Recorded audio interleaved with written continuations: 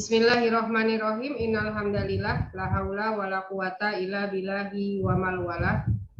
Asyhadu an la ilaha illallah wahdahu la syarikalah wa asyhadu anna Muhammadan abduhu wa rasuluh. Amma ba'd. Assalamualaikum warahmatullahi wabarakatuh. Waalaikumsalam. Waalaikumsalam warahmatullahi wabarakatuh. Pertama-tama kita panjatkan rasa syukur serta puja dan puji hanya kehadirat Allah Subhanahu wa taala yang atas izin dan ridhonya kita bisa berjumpa lagi di majelis ilmu yang mulia ini, yaitu Pendidikan Pancasila dan Kewarganegaraan. Juga tidak lupa kita sampaikan salam dan sholawat kepada Nabi kita, Nabi Allah Muhammad Sallallahu Alaihi Wasallam beserta keluarga dan para sahabat beliau. Senang sekali hari ini saya bisa berjumpa lagi dengan mahasiswa semua. Dan sebelum kita masuk pada materi kuliah, kita akan berdoa dulu bersama-sama. Doa ini adalah doa menuntut ilmu, doa sebelum belajar yang saya yakin mahasiswa sudah hafal semua ya, karena dari kecil kita selalu berdoa seperti ini. Bismillahirrahmanirrahim. Allahumma inni as'aluka ilman nafi'an wa rizqan thayyiban wa amalan mutaqabbalan. Amin ya rabbal alamin.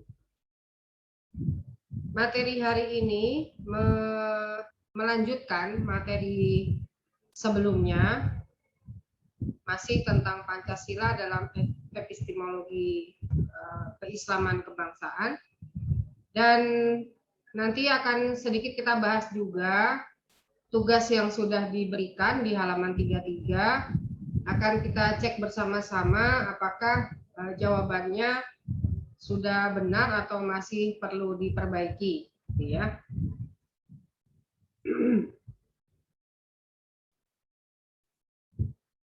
Nah, ini adalah materi kemarin, minggu yang lalu.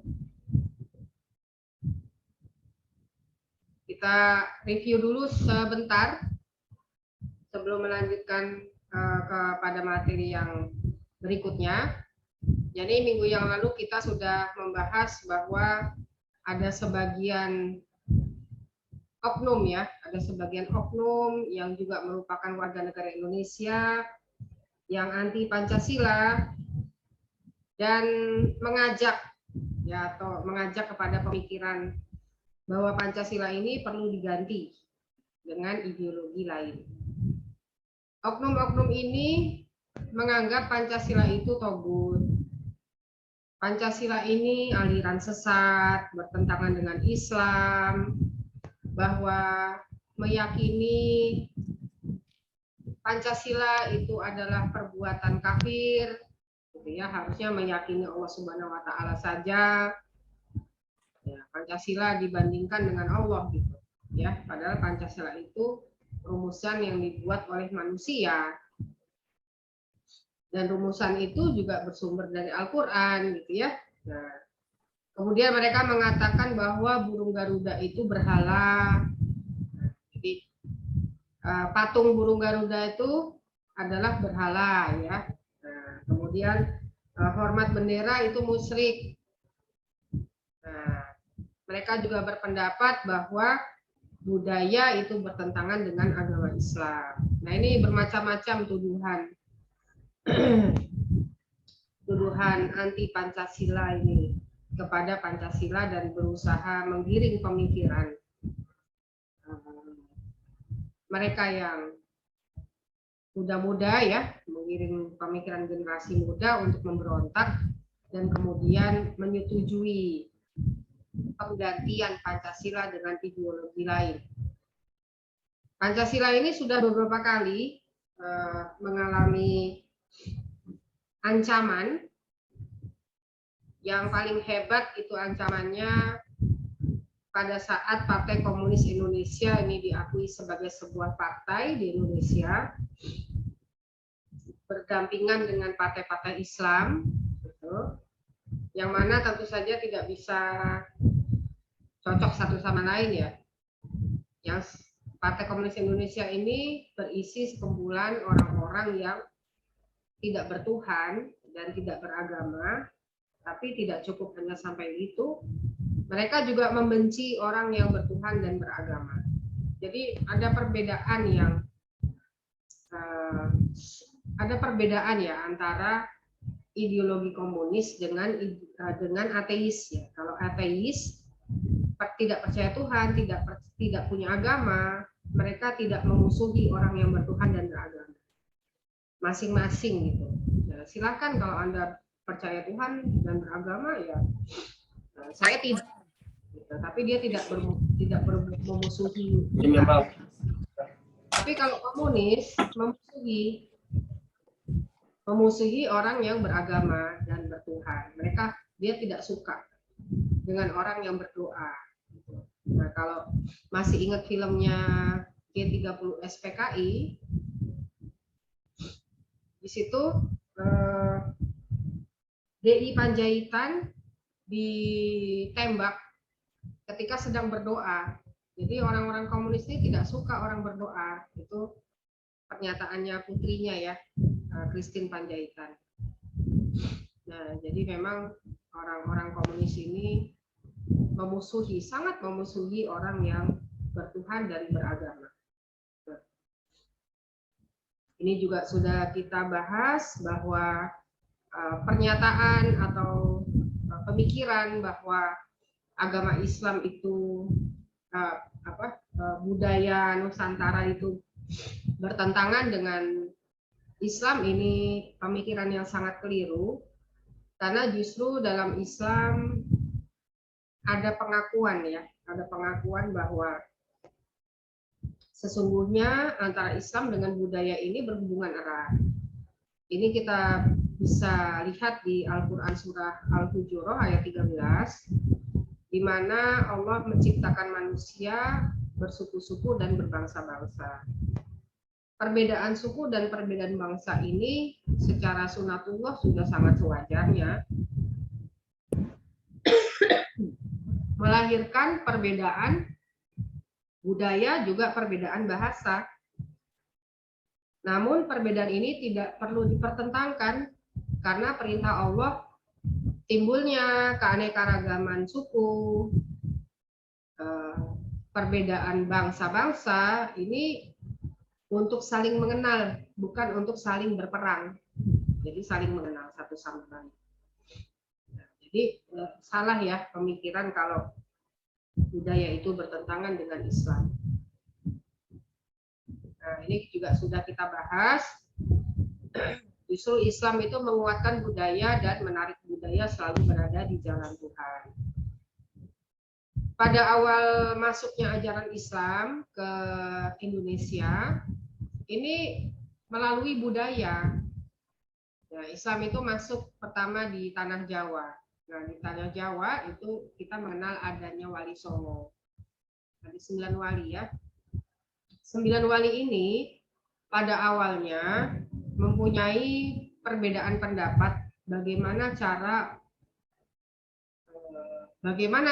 berdakwah, metode berdakwah supaya ajaran Islam ini diterima di tanah Jawa.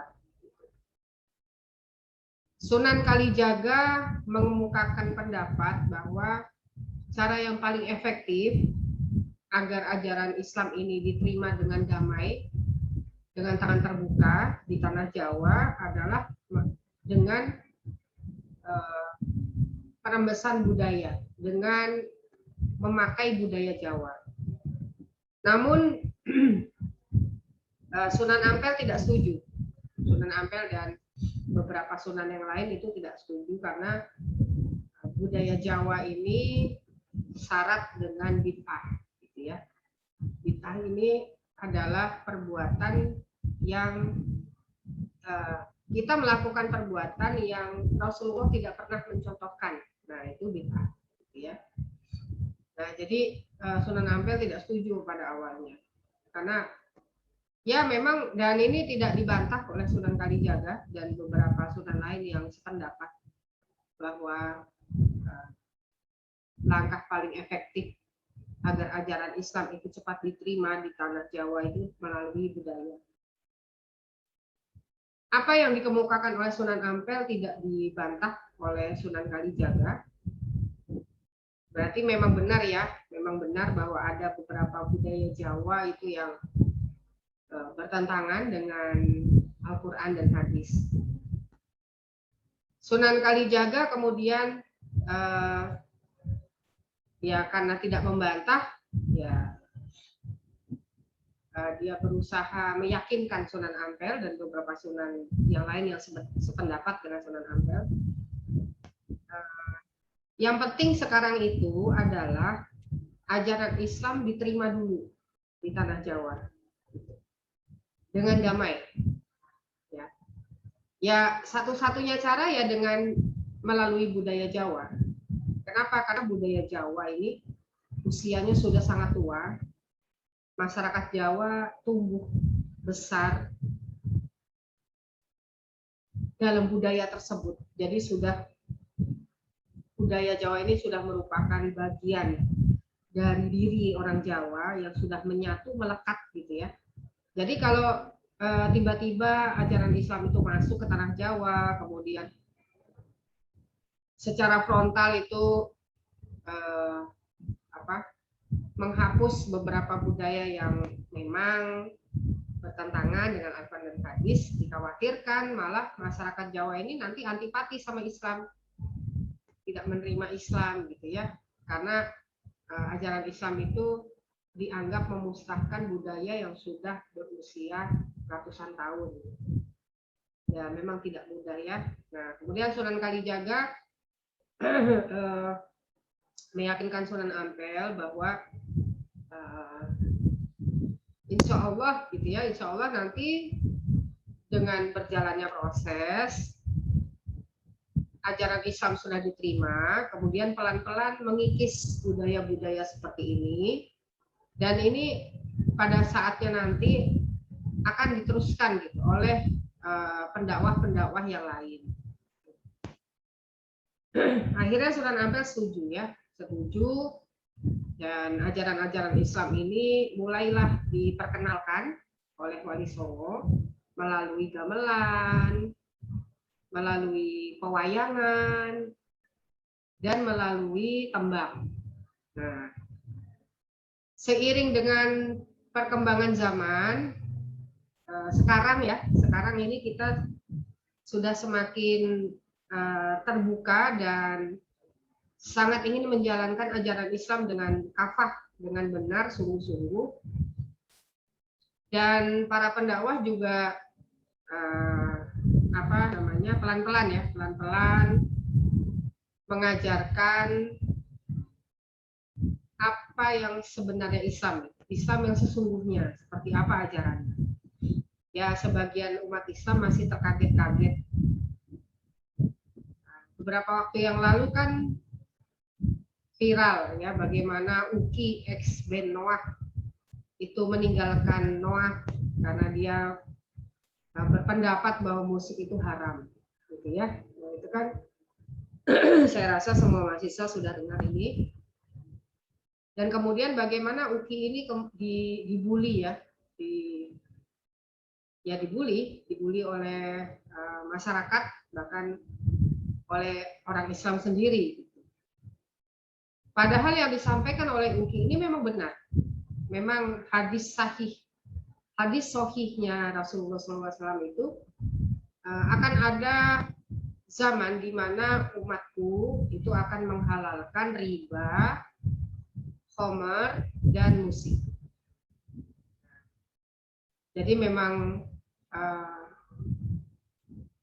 kalau saya tidak membantah. Saya tidak membantah sama sekali karena memang Rasulullah itu tidak pernah mendengarkan musik. Dalam salah satu kisah, Rasulullah ini berencana untuk mendatangi sebuah acara. Yang acara itu nanti ada tari-tarian ya. Tari-tarian kan pasti ada musiknya. Kemudian Allah membuat beliau tertidur sampai dia terlewati acara itu. Nah ini terjadi sampai beberapa kali.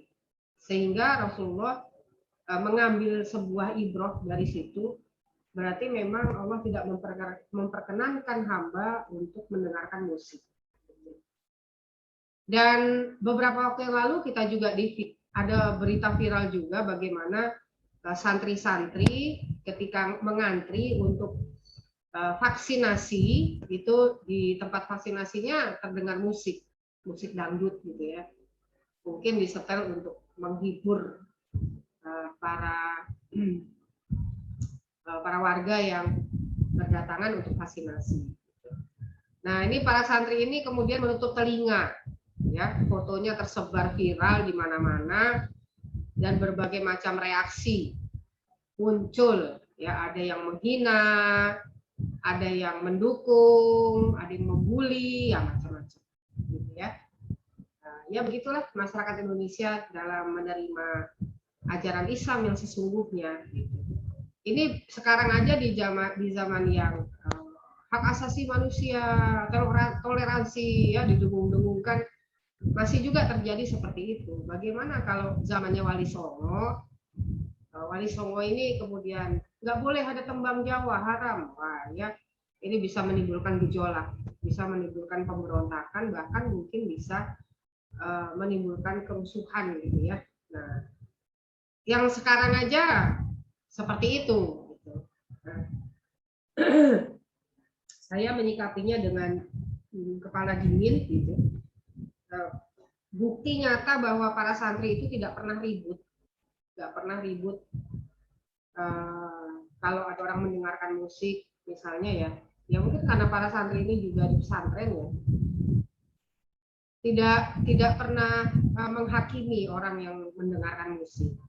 Maka ketika mereka menutup telinga supaya alunan musik itu tidak sampai merusak hafalan Quran mereka, itu ya timbal balik gitu ya. Toh mereka juga tidak pernah ribut gitu, tidak pernah ribut kalau kita mendengarkan musik, tidak pernah mencaci maki, menghina, merasa benar sendiri, merasa orang suci gitu ya. Tapi tiba-tiba ketika para santri ini menutup telinga, reaksi yang sebaliknya terjadi, gitu ya. Ya telinga sendiri mau ditutup ya terserah aja gitu kan. Kenapa ribut gitu ya? Ya kalau ya itu memang santrinya bertujuan supaya hafalan Qurannya tidak hilang gitu kan. Nah, kenapa yang tidak berkepentingan itu ikut ribut gitu? Orang tuanya santri aja nggak ribut. Toh menutup telinga itu kan bukan perbuatan pidana, tidak menimbulkan kerugian bagi siapapun gitu ya. Tapi kenapa reaksinya begitu hebat gitu? Nah itu dia. Ya itulah masyarakat kita ya, mengurusi hal-hal yang sepatutnya tidak menjadi urusannya gitu. Nah, ya, jadi kita nggak usah ikut-ikutan. Bukan urusan kita, nggak usah diurus gitu. Itu kan menciptakan kedamaian di hati sendiri gitu ya. Nah itu jadi ya Wali Songo sudah sangat yakin ya nanti di masa yang akan datang itu akan lahir juga pendakwah yang pada akhirnya akan melarang tembak, menyampaikan tuntunan Rasulullah yang sesungguhnya gitu ya, bahwa tembang itu haram, wayang itu haram gitu kan, gamelan itu kan musik semua gitu. Nah, namun ketika Wali Songo berdakwah itu yang penting itu diterima dulu ajaran Islam. Nah buktinya ajaran Islam itu diterima oleh masyarakat Jawa, mereka malah merasa ajaran Islam ini lebih adil gitu ya, lebih adil. Kenapa? Karena dalam ajaran Islam ini kan tidak membeda-bedakan orang. Sementara masyarakat Jawa di awal-awal ini karena pengaruh Hindu dan Buddha, ada kasta-kasta, ya, kasta Brahmana, kasta Satria, kasta Sudra. Brahmana itu pendeta ya, tingkatan paling tinggi itu kalau di Hindu dan Buddha. Satria ini kalangan bangsawan, yang Sudra ini rakyat jelata, rakyat miskin. Dalam Islam tidak ada pembagian seperti ini. Semua orang itu di hadapan Allah sama kecuali tingkat ketakwaannya, dan ini disukai oleh masyarakat Indonesia sehingga Islam bisa diterima dengan damai gitu ya. ya walaupun tidak bisa dipungkiri juga ada budaya-budaya yang bertentangan dengan Al-Quran dan hadis ya. Contohnya yang masih awet sampai sekarang itu di tanah Jawa, larung laut. Larung laut ini adalah memberikan sesajen. Itu bahasa Jawa itu sesajen, kalau bahasa Indonesia sesaji, ya, menyajikan apa makanan-makanan itu untuk penguasa Laut Selatan. Ini kan mitos legenda Nyi Roro Kidul itu kan sangat kuat ya di tanah Jawa. Nah, dengan harapan apa? Dilarung sesajennya. Dengan harapan panen pada tahun itu bagus dan sukses. Nah, ini kan tentu saja dalam Islam itu syirik ya, menyekutukan Allah gitu. Ya, kalau panen sukses, memperoleh rezeki itu bukan karena siapa-siapa, apalagi karena Nyi Roro Kidul, itu kan jin ya. Ya, semata-mata karena Allah gitu. Kita dapat rezeki karena Allah. Ini yang dicoba untuk dihapus, tapi sampai sekarang belum berhasil. Nah, terakhir kita sampai di sini pembahasannya, sampai kepada internalisasi nilai-nilai Islam dalam Pancasila. Dan ini merupakan pembuktian bahwa tidak benar sama sekali Pancasila itu bertentangan dengan ajaran Islam. Justru Pancasila diambil dari surah-surah di dalam Al-Quran. Ya, ini adalah salah satu buktinya.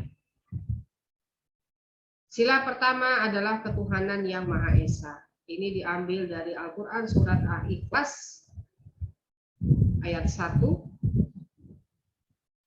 Coba dibaca surah Al-Ikhlas, Mas Sambas. Boleh diambil Qurannya dulu atau di HP-nya bisa dicari. Surah ya. Al-Ikhlas. Ya. Beserta artinya ya. Iya. Oh, besar apinya, Bu. Bentar. Ya.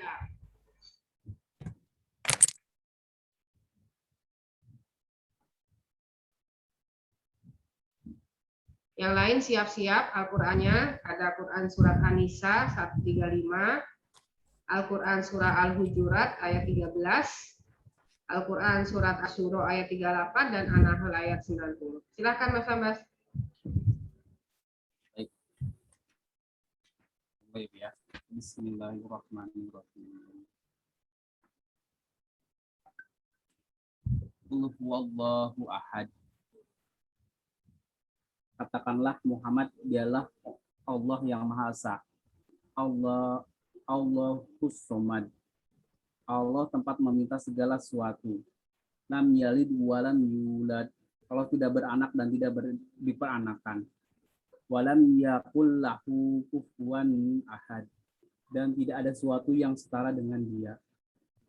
Ya, terima kasih Mas Ambas. Mudah-mudahan dengan menyampaikan minimal satu ayat saja bisa menjadi saksi kita di yaumul akhir nanti bahwa kita sudah menyampaikan satu ayat, ya minimal.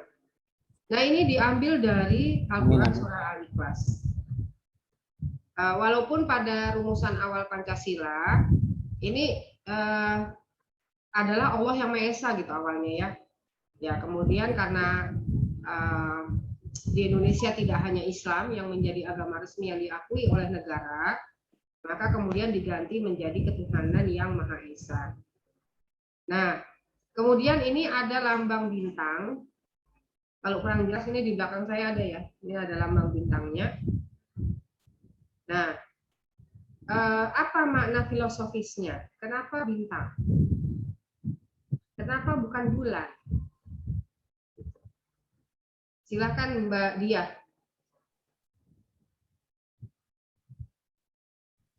Iya, Bu. Ya. Kenapa sila pertama itu dilambangkan dengan bintang?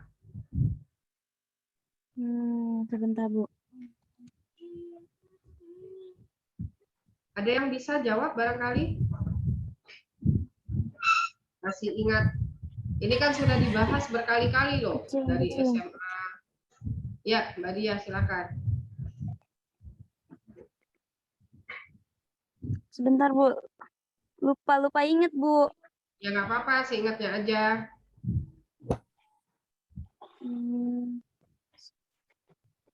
Cari di buku dulu, Bu, sebentar.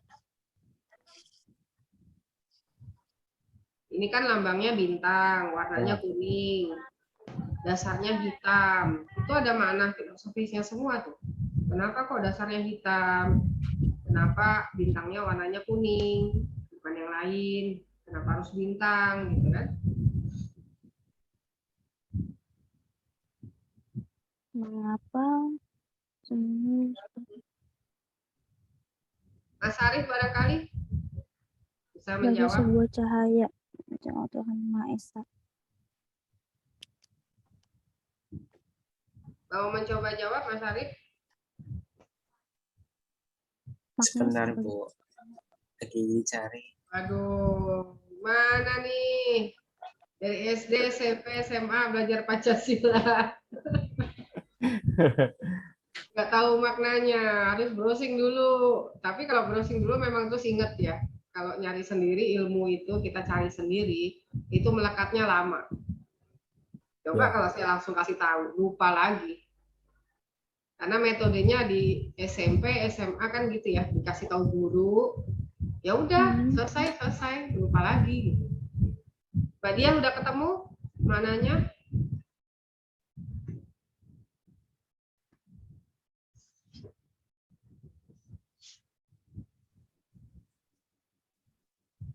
Belum ketemu juga. Fikri ada? Iya, Bu. Ya, coba. Apa mananya? Bintang, warnanya kuning, dasarnya hitam. Makna bintang, arti lambang Pancasila bintang berwarna emas dengan latar belakang berwarna hitam ini melambangkan sila pertama, yaitu ketuhanan yang Maha Esa. Bintang emas bersudut 5 ini diartikan sebagai sebuah cahaya Tuhan yang berperan sebagai cahaya kerohanian bagi setiap manusia. Ya. Hitamnya? Kenapa, Bu? Warna hitamnya? Warna hitam? Warna hitamnya, Bu. Bentar, Bu. Ya, Saya ya. menambahin, Ya. Bu. Boleh, silakan Mas Ambas. Warna hitamnya itu artinya itu adalah melambangkan warna alam yang asli yang dimiliki Tuhan. Jadi warna alam itu melambangkan warna hitam, Bu. Ya, terima kasih. Ya, ada juga yang menafsir, ada sebagian literatur, sebagian buku yang menafsirkan kenapa kok bintang gitu ya. Karena ini mengandung makna filosofis. Ini ada 5 agama resmi di Indonesia. Sekarang kan 6 ya, Konghucu kan masuk ya. Nah itu, jadi dulu itu kan yang agama resmi itu 5, jadi dilambangkannya dengan bintang. Nah ini sila yang kedua, kemanusiaan yang adil dan beradab, diambil dari Al-Quran Surah An-Nisa ayat 135. Coba dibaca, Mas Arif. Dibuka Al-Qur'annya.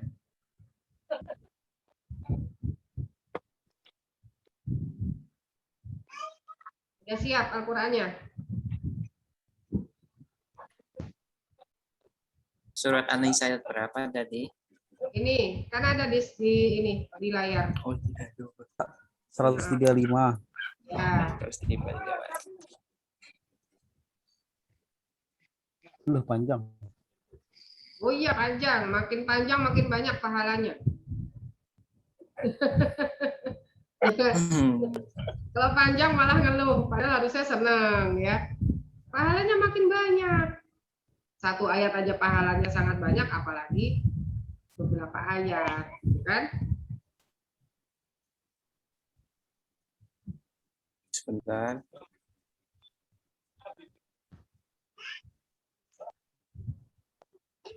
Dibaca Nanti sekarang kalau, ya. Ya, nanti kalau habis waktunya dilanjutkan minggu depan ya. Iya, iya Bu. Baik, Bu. Ya, sambil nanti kalau minggu depan sudah siap ambil wudhu, karena adabnya itu kan kalau baca Quran itu wudhu ya, wudhu dalam keadaan suci, sudah siap di samping Al-Qurannya. Karena kita memang bahas Pancasila ini dari sisi keislamannya. Sudah siap Mas Arif? 2 menit lagi, nggak Sudah tahu nih siap. sampai apa enggak nih. Ya udah nemu di internet. Ya, oke.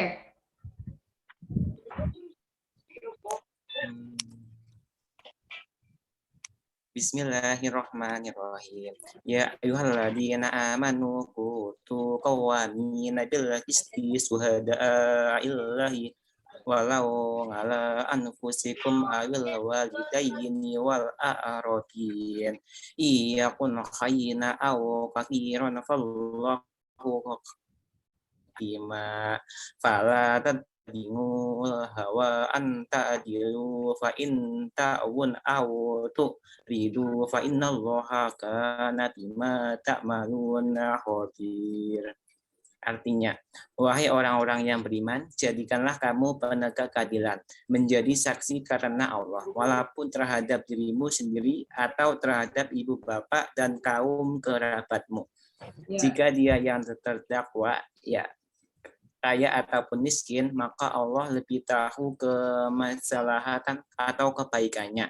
Maka janganlah kamu mengikuti hawa nafsu karena ingin menyimpang dari kebenaran. Dan jika kamu memutarbalikkan kata-kata atau enggan menjadi saksi, maka ketahuilah Allah Maha teliti terhadap segala apa yang kamu kerjakan. Udah. Terima kasih Mas Arif. Ya. Ya. Nah, ini merupakan bukti bahwa memang kita diperintahkan oleh Al-Quran itu untuk menjadi orang yang adil. Karena adil itu bagian dari adab. Kita akan lanjutkan minggu depan ya, sampai ke sila kedua. Saya akhiri dulu perkuliahan hari ini dengan mengucapkan hamdalah, alhamdulillahirabbil alamin.